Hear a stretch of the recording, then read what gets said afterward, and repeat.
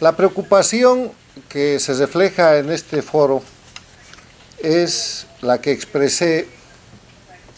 en sentido de que la defensa de los derechos humanos, la defensa de la libertad, el señalamiento de los criminales que violan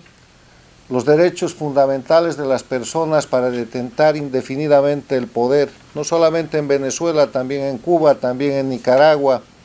en la Bolivia dictatorial, en el Ecuador de Correa. Los informes, las expresiones están hechas, pero la regla es la impunidad. Y la regla de impunidad no solamente permite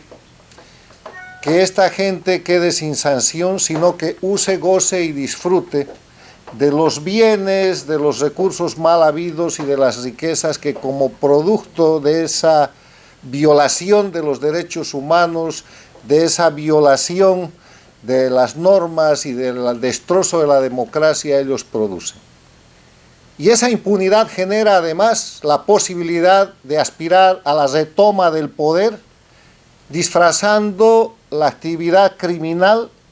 de política. Entonces, el cese de la impunidad es absolutamente esencial e importante en la defensa de la democracia, y para cesar la impunidad hay que convertir los informes, como el informe de las Naciones Unidas sobre las violaciones de derechos humanos en Venezuela, hay que convertirlos en prueba, hay que convertirlos en instrumentos de acusación y hay que convertirlos en sentencias. Hay que convertirlos en instrumentos de condena, de sanción y de recuperación de los daños y del patrimonio que se ha causado con la comisión de esos delitos. El informe de las Naciones Unidas es un instrumento probatorio de vital importancia, como aquí se ha demostrado. Y es imposible aplicarlo con la justicia de Venezuela, porque la justicia de Venezuela no es sino un resorte de la manipulación del control del poder total que tiene la usurpación. Es imposible llevar ese informe a instancias en las cuales vamos a terminar con declaraciones que no son sentencias condenatorias, que no inhabilitan a los condenados y que además no los obligan a reponer el daño. Yo encuentro que la Convención de Palermo contra la delincuencia organizada transnacional, contenida en el anexo 1 de la Convención del mismo nombre, que se suscribe en Italia el año 2000, es el instrumento adecuado, porque además esta convención está ya en aplicación. La Convención de Palermo se aplica en uno de sus primeros momentos con el gran escándalo de la FIFA, y hoy día se está aplicando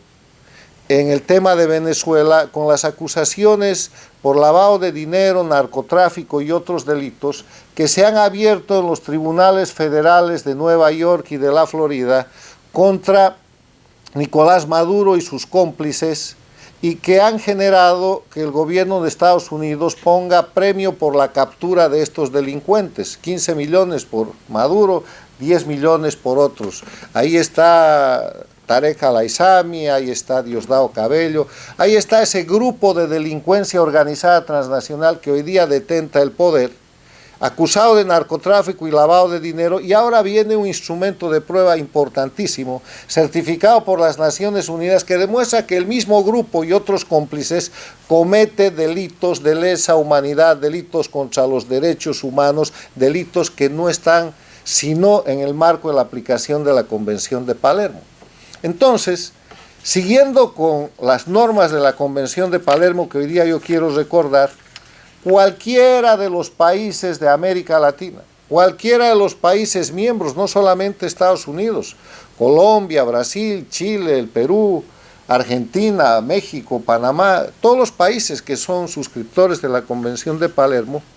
tienen la posibilidad, a través de su sistema de procuraduría, de fiscalía, de acuerdo a sus leyes internas, de tomar ese informe y de presentarlo a sus autoridades y abrir causa en su país en el marco de la Convención de Palermo y poner en captura a estos criminales que están siendo señalados con la prueba preconstituida, que es el documento informe de la Comisión de las Naciones Unidas sobre la violación a los derechos humanos en Venezuela.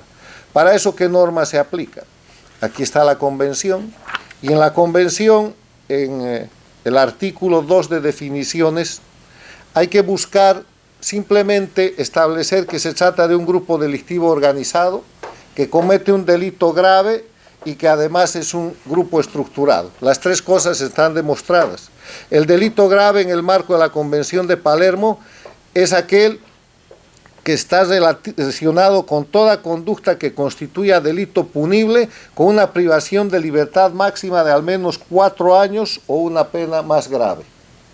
Un grupo delictivo organizado es un grupo estructurado de 3 o más personas que exista durante cierto tiempo y que actúe concertadamente con el propósito de cometer uno o más delitos graves o delitos tipificados con arreglo a esta convención.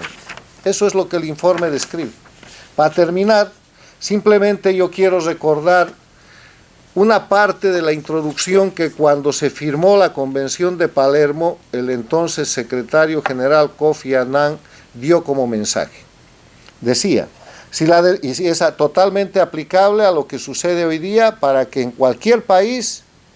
a petición de interesado o de oficio, se abran estos procesos criminales y las justicias de los tribunales de América Latina, aplicando la Convención de Palermo, pongan en captura a Nicolás Maduro y a sus secuaces violadores de derechos humanos.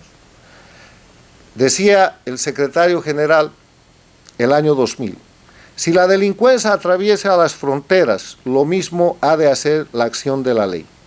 Si el imperio de la ley se ve socavado no solo en un país, sino en muchos países, quienes lo defienden no pueden limitar a emplear únicamente medios y arbitrios nacionales.